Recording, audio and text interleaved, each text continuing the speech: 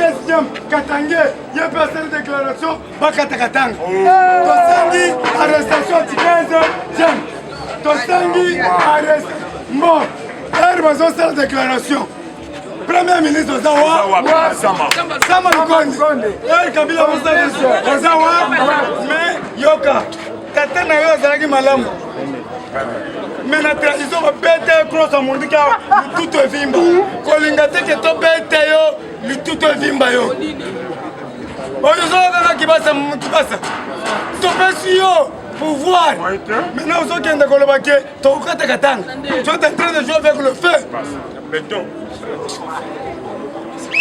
Non, non, pas dit que n'a pas menacé Binoté, mais vous êtes en train de me pousser à vous menacer. Vous les Katangais, mes frères.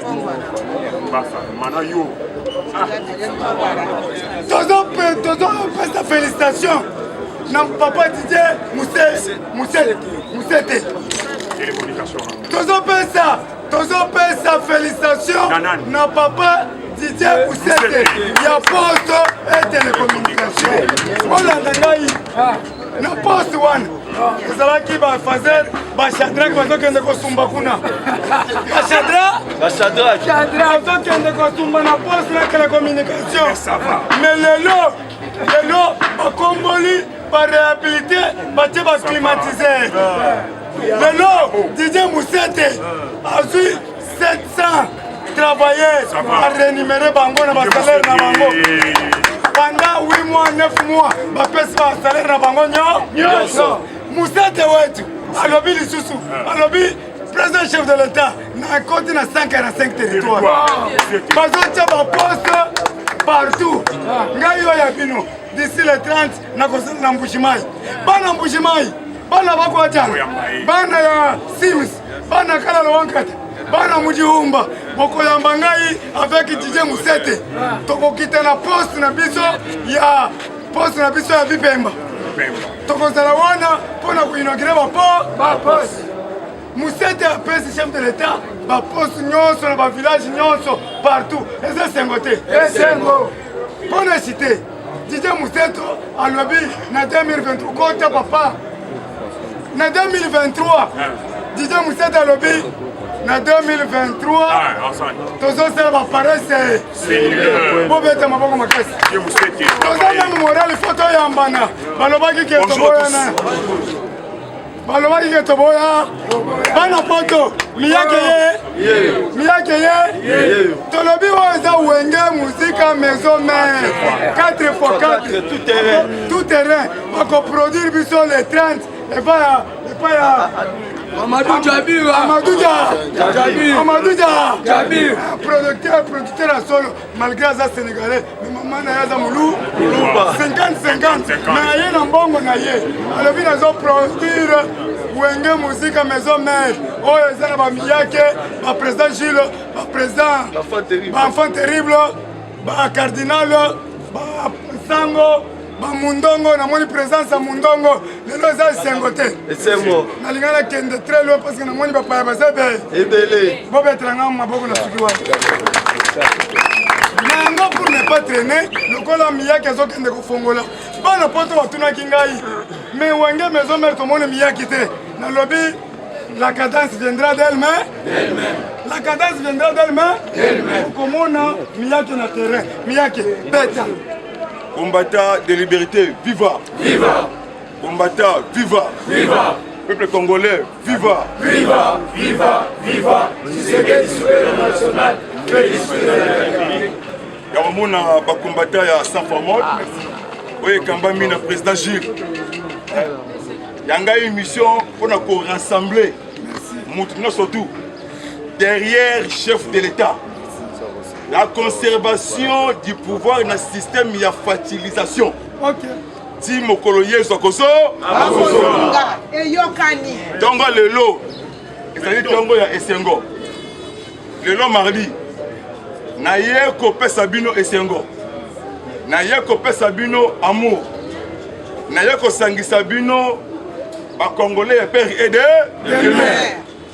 Chers collègues, compatriotes, combattants et combattantes, la population congolaise et congolaise quinoise et quinois. L'air est grave, mais l'air a sonné. Mobilisez-vous toujours comme un seul homme. C'est fini pour les étrangers. Je vous assure, vous, aujourd'hui, ici ça va. Là-bas, Moulolo pour la Mokonzi Mboka.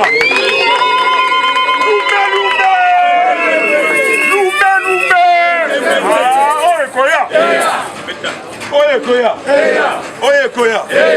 Mwana mama.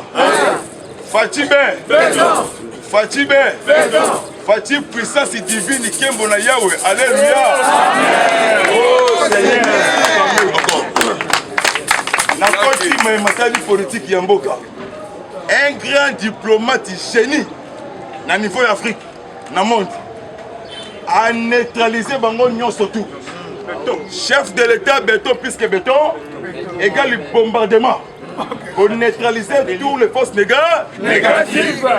Akomaki depuis samedi na Burundi akutani na Evariste Ndaye Chimie président Burundi na Kitega village frontière RDC na Burundi selon le processus il y a paix et sécurité parler na problème le rebelle FNL Burundi au bazalaka na Ruzizi na Uvira na province ya Sud Kivu. Les deux chefs de l'État bandimi basa la chemin de fer ko banda Burundi na RDC na Kindu Manyema construction na entreprise chinois Otobengi Jika lobby ambassadeur ya Japon na kombo ya Iminami Hiro a félicité Mokonzi Mboka alobi acclamé pour Mokonzi Mboka. Mon maman, Nazana Gilles Moutimoko, Nabalonga, Nandekonangai cardinal. Ceux qui parlent mal la lumière et font mal les lots, c'est Gilles Kaloubi. C'est la vérité. La vérité sort. Mon maman, c'est que Yoka Bohu Oyo. Par renforcer bilatéral. Burundi na RDC. Le message recherché. Redi Tabara. Azali Burundi na au plateau de Uvira appuyaka le Maïmaï défense Ndumba Touanero autodéfense na au plateau de fils. Chers collègues, c'est peu là on a bisio ça va. Non, Azali Touanero Ndumba autodéfense. Yaba Rwandais. Fati Asukisi Bango. Bateau Basangani na niveau ya Lubumbashi. Ezali pays te, ezali région, ezali ville, ezali province yako ya Congo. Soriano Danyanyo Nisi. Maman Zambien, yemoko jif grec. Anna Katupora Sambour Anne. Alliance Jeannette Kabila. Bosali péché ya munene. Tant que vous avez une église catholique, ils allaient contre les démocratie. Batoto Wakatanga, Tosimba, Mokonzi Mboka, 2023, élection écrasante. Majorité pas oh, Makambu ya Poliso Songolo Pakala. Abu oh, yo bengi moninga Jida. Oh, bengi moninga Tetre. Bosangani boko esabeto bokolonga. Rwanda panique. Lobi Kagame kasi yati et sopani. A côté na village. To bombarder village ya Rwanda te. Ezali frontière. To bombarder fief ya ba rebelle rwandais. Le M23 dirigé par Sultani Makenga.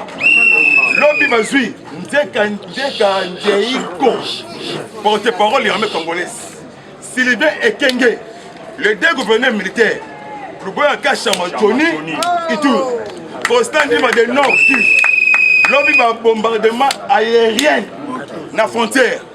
Bunagana cité Bunagana. Tchengerero na Munyunya.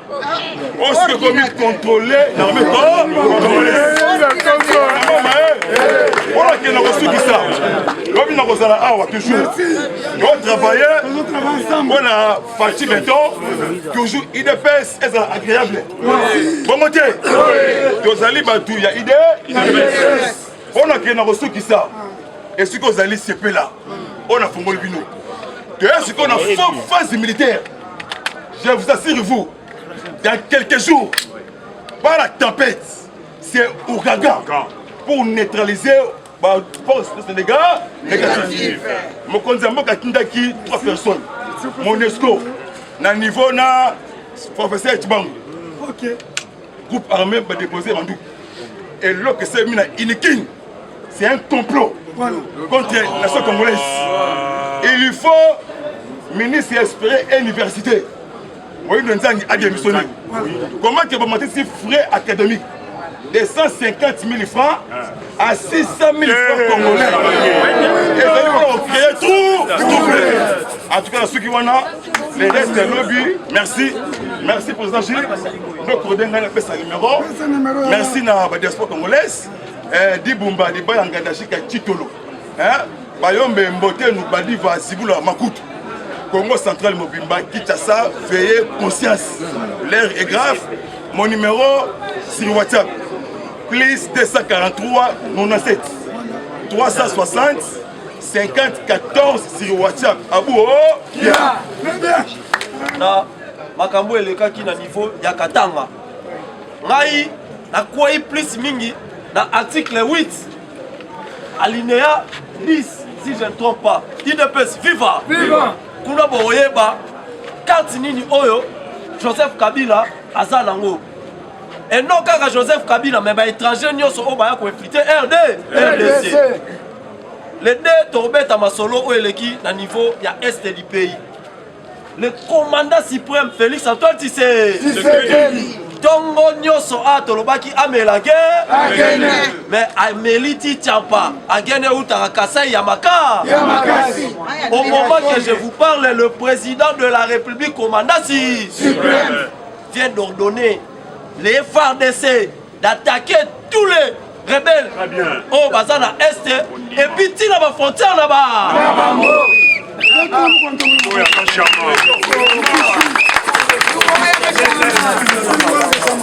Kagame alela kata sanide. Ya lobaki makambo ya Est etali. Oh Gilles Kalumbi lokola kaketi. Baleli na munoko ya mboka. Bayoki eloko. L'air Tshisekedi a bénisaki tous les homologues na au bazar niveau ya Grand Lac. Bafanda basolola. Museveni, Kagame, ba président tout bazingi RDC. Aebisi bango boye. Pays oyo ezali poumon ya Afrique. Il faut bon soutenir yango. Nga na système ya ganyaga. Ganya. Et loko oyo zo convié na RDC yaka solola na ngai. Ngai pe na rosengo ba droit RDC soko zo sala nini? C'est ça la diplomatie. Félix a contacté na kati ya carré au Tobengi na niveau des États-Unis d'Amérique, administration ya Amérique. Langage oyo et ça là les Américains. Basimba Félix ezaki langage moko. Félix ebisi bango nini na lo bato na lo baté. Félix ayebisi bango oh Iranium nyonso bomoneza na Est peuple ye moko a bénéficier nango te. Mais les Londonga Noël Sabino, ceux qui vont commissi RDC lokola, États-Unis sur le plan social, Nicole Koya, Nyosowana, Bino Mosa, Nini, beaucoup dirigé à moi. IDPS viva. Deborokaki, Moïse Katumbi, alias Soriano, l'air y a contacté une administration, Batounie, Nini Oyo, c'est la Congo, Abina, 100 millions. 100 milliards. Aussi longtemps papa Etienne Wamulumba a ebisaka déjà ba américain. Ni bimio so Congo boyo la kabino kaka mo. Mais bato ba ebi politique ba la kabino richesse ya Congo. IDPS viva. C'est ça la diplomatie. C'est pour cela mon notre président Félix Antoine Tshisekedi Lombo, le commandant suprême. Le fait que à solo la ki na bande konae ba signer ba résolution bayokani soki biso tozwi barebele oyo bakokima tina frontière ya moko bakota seke mboka alamu te tintiba eyokani yango wana omoni akitaki boye akutani na ndeko na ye na burundi basololi gaga makima atasala nini mokonzi ya mboka asigne mokoloto cette fois-ci nga moko nazomela tichampa epuis nazolata te longonia na FARDC longonia na FARDC lelo siko mama tiala mwana oza wapi yo mtu oyembela FARDC malamu idepesi FIFA tiala mwana oza wa okomprendre ke bazalaki na complot au moment oyo ye azoyembela FARDC aolia mosolo ya Congo Kabila otrahi FARDC boye to boye te le général Amisi Kumba tango fort tango balobi tokotika te lelo toza na bango tozosenga na Rwanda totalaka badéclaration na bino à l'époque tozali na opposition vous les Congolais tosali bino nini bino bongo boza bazoba mboka na bino bongo kokogere yango te lelo togere sikoyo mboka na biso botindali biso président étranger soi-disant lelo baye mpo na kosala ete Rwanda etelema dekolanga diaspora place ozali sepela na nsima Félix Antoine Tshisekedi Tshilombo Rwanda lelaka tasala nini aleli ezalaki juste kaka babombardement ya barokete idepesi viva babombardement ya barokete dernièrement na yebisa bino opération litite eningani bombarde ya lelo esalami to esalami te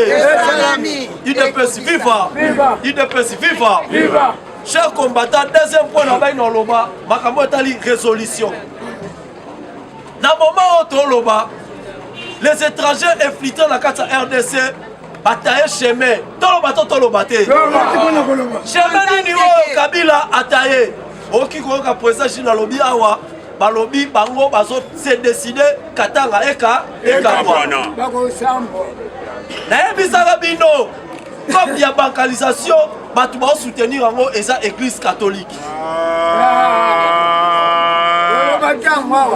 nalobaka yango pourquoi nalobaka yango idepesi viva oui c'est parce que le cardinal Fridolin Ambongo akenda inde tina milembo ayela biso message ya tribal epuis message ya bancalisation alobi bien nauti kodétecte bancalisation oyo Kabila atrasa mais Félix Antoine Tshisekedi nde akokisa ya idepesi viva sikoyo oyebaki ndeni Félix Antoine Tshisekedi akokisa ya biso mpe tobikoma eza bongo mutambo wana tokosote yango domoni lelo église catholique abimi parrain ya baini ya Congo ezali honte. Moi je suis chrétien catholique nakenda osambela mbongo te boye to boye te mais nakenda osambela nzambe oyo likolo nasambelaka mbongo te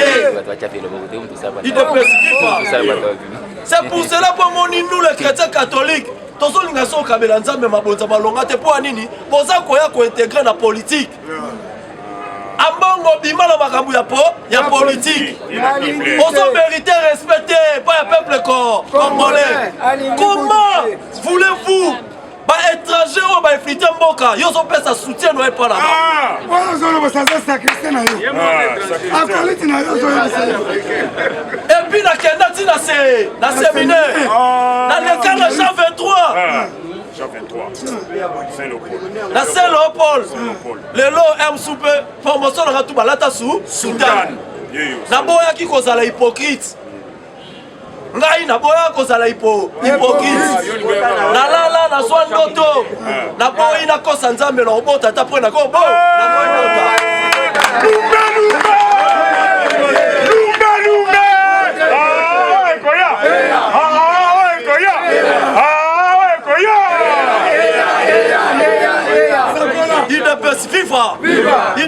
Viva!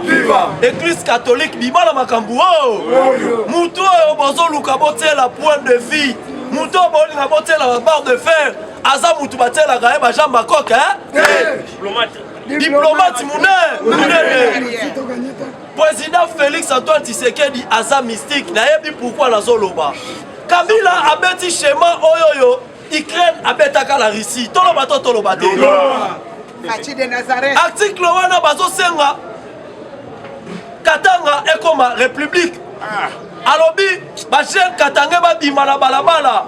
Ba soutenu idée na bango fait que ba kata Katanga elo na Congo. Mais combattant zala prudent. Il faut boyema communauté internationale. Soki asimbi binote elongo esalama te. Mais baza na lobbying. Il y a quelques Belges, quelques Français au bas na sima là-bas. Mais commission et salama awa. Tosenga na ba konzinyoso. O baso kabiso. Papa tege pesa ma la commission et salama awa. Très bien. Mes o papa zalango. Parlement de Boussa formol inde la messe. Biso to pesa ga papara. Et puis bana ya basango mususu to bimisa bango ku. Kuna suyewana. Salawana. Salawana. Oya. Yelo. Kutanga bana nyo. Nyoso. Asa na audience. Oh putain na.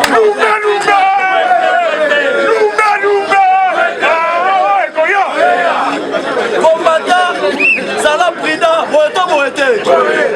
Comme Oyoyo, Ukraine a mis en Russie, dit Ukraine a bima. Yango même comme Joseph Kabila a sali pour la Katanga Sanini et que ne Mupandi. Mais peuple congolais ini. Bomoko, Boeto Boete.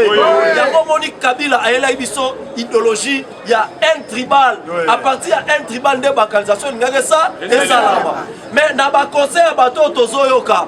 Ne lelo oyoyo to telemi pour la dénoncer biso tozalaka pour la dénoncer o ezali push oyoyo peuple yoka kaboeto boete yango lazo senga na ba continuoso ba combattant o fo bakende. Très bien. Dieu est bon à travers Didier Moussete à qui tous les combattants yango to senga avec autorisation ya président Gilles combattant nyoso azali awa asa la identité na papier ezokota na administration pour makambo yango ezoyebana te ekomika alo boyela biso 5 so tozala bakombo tozwimba mo esali nini yango wana tozosenga merci na DG Didier Moussete oyo a réhabilité poste ekomi eloko ya munene poste esali ba innovation lelo oyo na Congo nikoloso ya ba téléphone ekoma osalama déjà à son petit système là téléphone fixe et continue déjà à niveau à ma campagne yo peso ozala na bangu wapi kende ko se renseigner sur les fixe côté ça nine et kota. Merci beaucoup. Mon numéro c'est plus 943 85 85 29 729 85 85 29 729. Eshima, votre magazine qui bat au rythme de l'actualité. Une réponse à vos besoins en information, un éclairage dans divers domaines. Impartial, documenté, instructif. Eshima au cœur de l'info. Retrouvez la nouvelle édition. Le service national de la RDC, une seconde chance pour les Kuluna. Le commandant du service national, le général-major Jean-Pierre Kassongo Kabouik, est en passe de réussir le plus difficile.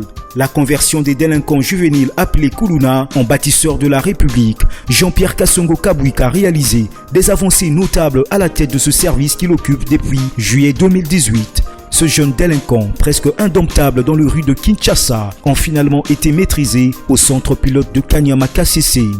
À ce jour, ils sont endoctrinés et formés à rendre service à la nation, à devenir utiles pour le pays. Au total, 2000 anciens Kuluna devenus aujourd'hui bâtisseurs ont perçu leur premier salaire après une période de 14 mois de formation dans plusieurs domaines, notamment la maçonnerie, la menuiserie et autres.